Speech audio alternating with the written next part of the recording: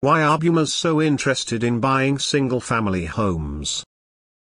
My 2,500 square foot 4-3 home is for sale and it sits on 0.75 acres.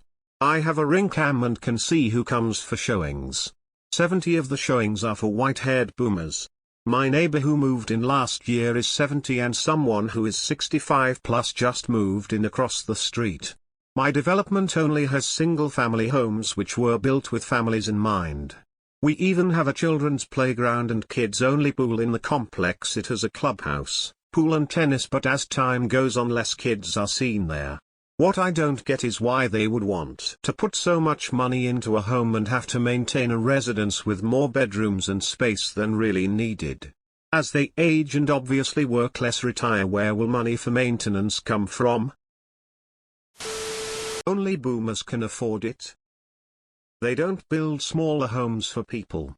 I want an 1,800 square feet 3-3, but they aren't as profitable to build as McMansions. If you want something new that size, you're in a condo or townhome.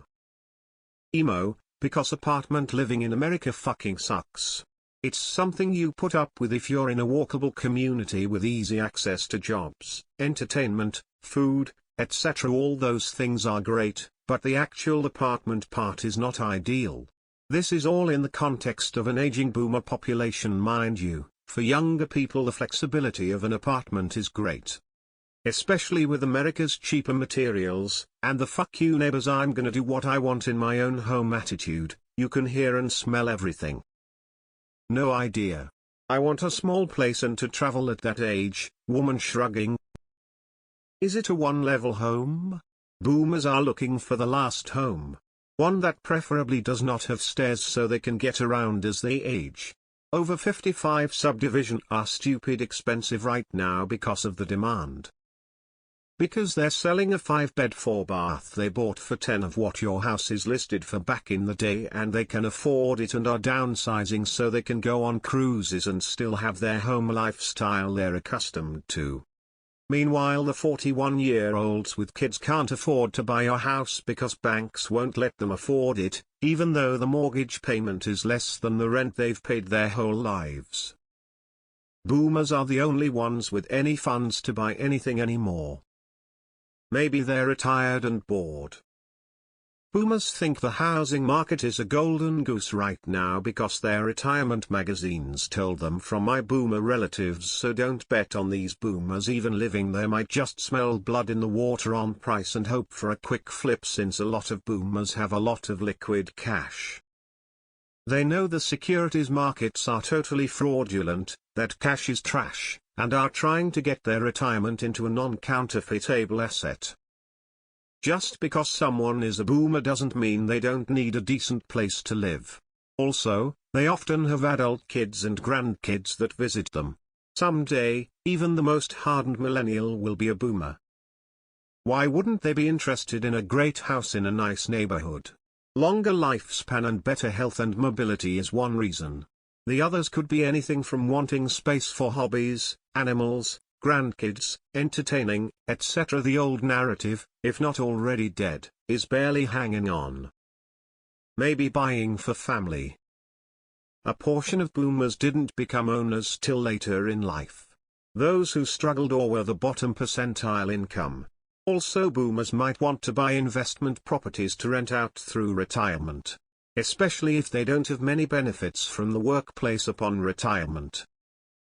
They are hoping to leverage their spending capacity and have room for children to come home and take care of them. This isn't going to happen, of course, but one can dream. Gen X are weighing in. We downsized to an 1,800 square foot 3-2 when the kids moved out. Loved that house. Fast forward to 2020, a kid moved back in, as did my parents who don't get around so well. Now we're in a 3,800 feet house with an in-law. A lot of folks are in our situation, buying larger houses than they need to help family members. I think we're going back to the days where multi-generational living was common. It's too expensive for many kids starting out to run their own households. The only people I know who can buy houses right now are either people who already own a home or who got an inheritance.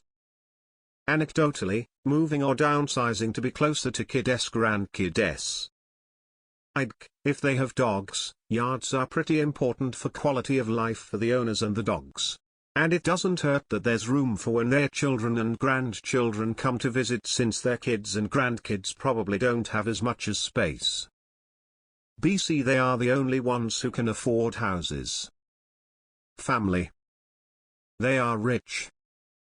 They're the only ones with pensions and savings lol. 1. Only boomers can afford it. 2. They want to be landlords. 3. They need it for their 40-year-old kids, meanwhile they shout at other 40-year-olds who are not their kids, telling them to just walk in and ask to speak with the manager for a job.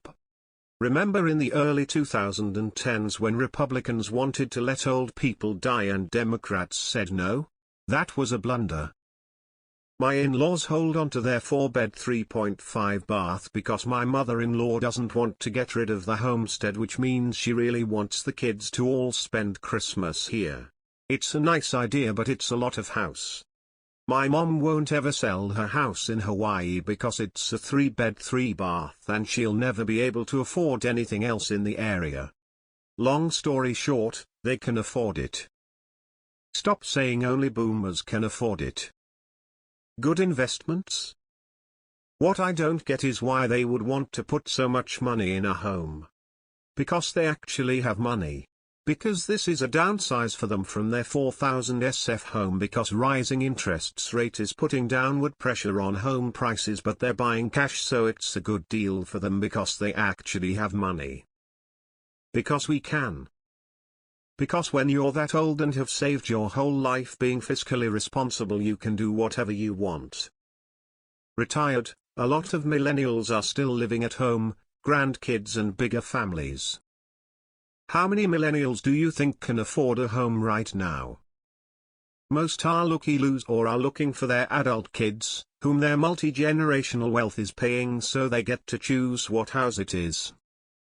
My boomer parents bought 5 acres and a massive house out recently. They kept their home in VCOL with low taxes thanks to Prop 13. They want more space than being in a dense urban city, and all that space is for their millennial kids and grandkids. I would say they are the only ones who can afford it, but also they have kids and grandkids and they home they will come visit but never do. You sound ageist and that's bad. On the flip side, I'd like to know why dykes or even dinks want to buy the smallest SFH possible. Like even 400 plus 600 square foot when they can obviously afford a standard size house. I'm a single lower income person, and everything that I would want or qualify for is being gobbled up by buyers who could easily afford bigger. Maybe they're downsizing? A few years ago I sold a 5,000 square feet home. Some of the people who looked at it were trying to downsize. According to the realtor, they had the cash. Probably buying it for their kids or putting a big down payment on it for their kids. A lot of people age 30-50 are living way above their means, and boomer mom and dad are supplementing it. This is why your boomer boss won't retire already. I have zero interest in living cheek to jowl in an apartment. Enjoy my space, and 2,800 square feet doesn't feel a bit too big. Guests visit, family visits. I did my time in a 2BR 900 square feet house in my 20s. Not going backwards. Pretty simple, because they want space for their kids and grandkids to visit.